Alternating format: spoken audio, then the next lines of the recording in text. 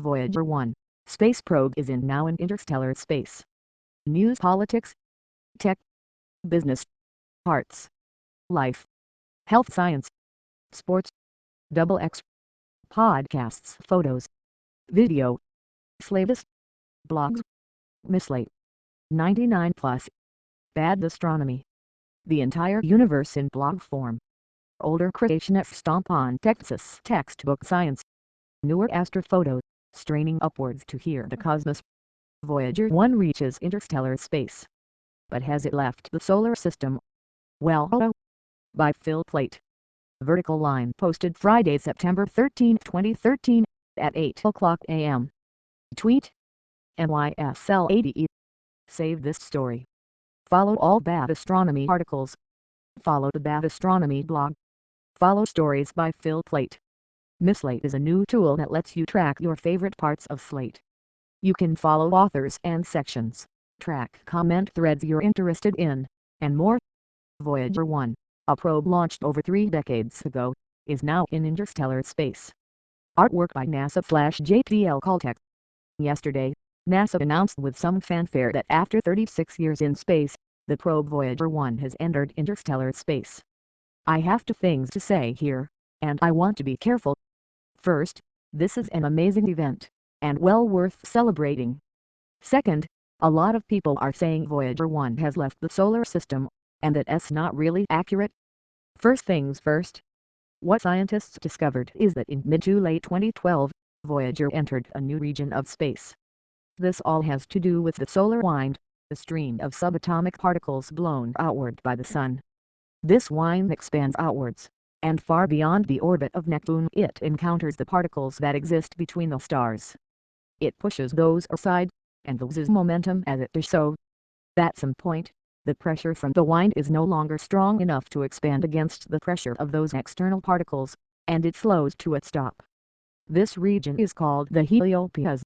For years, we've known the Voyager is in the fuzzy volume of space where the heliopause lies, but it's been maddeningly difficult to know if it had punched through.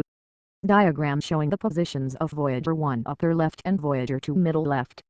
The inner blue region is the expanding solar wind, the lighter blue the interaction of the solar wind and interstellar material.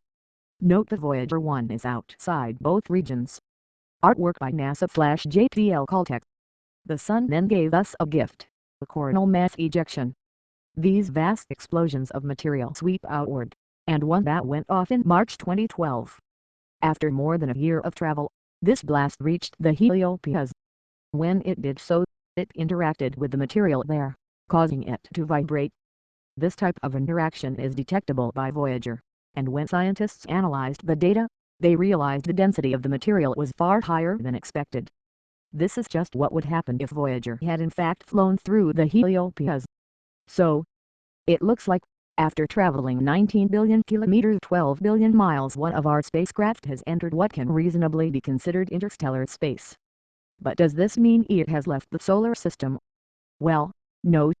That might seem odd since I just said it's in interstellar space, but that's only when you look at the Sun's influence on the particles out there.